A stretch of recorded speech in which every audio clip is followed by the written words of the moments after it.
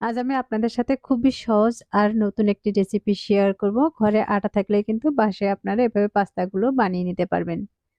আর এভাবে পাস্তা একবার বানালে কিন্তু আর বাজার থেকে কখনো কিনে আনবেন না। তাহলে কথা না বাড়িয়ে চলুন রেসিপিটি দেখে নেই। এই রেসিপিটি বানানোর জন্য নিয়েছি ১ কাপ আটা, স্বাদ মতো লবণ, ১ টেবিল চামচ পরিমাণে রান্নার তেল। তেল আর আটাটাকে আমি হাত দিয়ে ঘষে ভালোভাবে মিশিয়ে নিয়েছি। আমার এটা মেশানো হয়ে গেছে। এখন দিয়ে দিচ্ছি পরিমাণ মতো পানি। পানি দিয়ে এটাকে আবারও মাখিয়ে নিচ্ছি। মাখিয়ে সফট একটি ডো বানিয়ে নিব। আমার এই ডোটা একটু শক্ত হয়েছে যে কারণে আরো সামান্য পরিমাণে পানি দিয়েছি।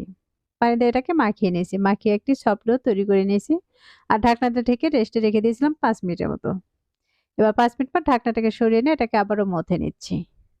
আমি ১ মিনিটের মতো মথে নিয়েছি। এবার দুভাগ করে নিচ্ছি। একটি লেচি হাতে নিয়ে হাত দিয়ে ঘুরিয়ে খুব সুন্দর করে গোল করে নিচ্ছি। আমার এটা গোল করে নেওয়া হয়ে গেছে। এখন বোর্ডে নিয়ে নিচ্ছি।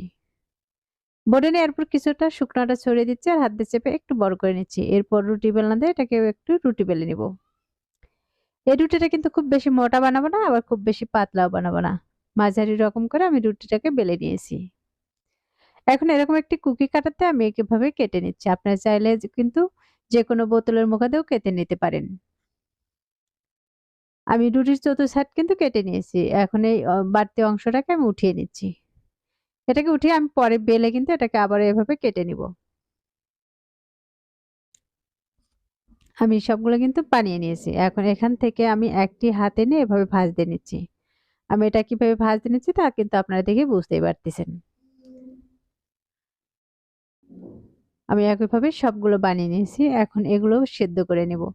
তার জন্য চুলায় একটি কড়াইয়ে পানি দিয়ে পানিটাকে গরম করে নিচ্ছি। এখন এর মাঝে দিয়ে দিচ্ছি ১ টেবিল চামচের মতো রান্নার তেল। তেলটা দিলে কিন্তু এটা সেদ্ধ হওয়ার সময় আর লেগে যাবে না। আমি পাস্তাগুলোকে প্রায় ১ থেকে ২ মিনিটের মতো এভাবে সেদ্ধ করে নিয়েছি। এটা সেদ্ধ করে নেওয়া হয়ে গেছে। এখন একটি ছাঁকনি দিয়ে পানি ঝরিয়ে উঠিয়ে নিচ্ছি।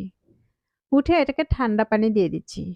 এখন এগুলো ভাজার জন্য চুলায় একটি কড়াই বসিয়ে তার মাঝে তেল দিয়ে দিচ্ছি পেঁয়াজ। পেঁয়াজটাকে আমি ১ মিনিটের মতো ভেজে নিয়েছি। এখন এর মধ্যে দিয়ে দিচ্ছি কয়েকটি কাঁচামরিচ কুচি। ঝালটা আপনারা আপনাদের পছন্দ মতো দিয়ে দিতে পারেন। এখন দিয়ে দিচ্ছি সেদ্ধ করে রাখা পাস্তা। পাস্তাগুলো দিয়ে আমি এই পেঁয়াজ আর মরিচের সাথে একটু ভেজে নিচ্ছি।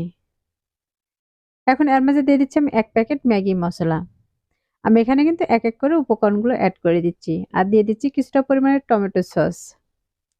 সসটা দিলে কিন্তু এই পাস্তাগুলো খেতে আরো খুবই ভালো লাগবে। লাস্ট পর্যায়ে দিয়ে দিচ্ছি কিছুটা পরিমাণে ধনিয়া পাতা কুচি। আর দেখতেই পাচ্ছেন এই রেসিপিটি কিন্তু আমার বানানো হয়ে গেছে। এখন এগুলোকে আমি একটি প্লেটে উঠিয়ে নিচ্ছি। তাহলে আজ এ পর্যন্তই। আল্লাহ হাফেজ।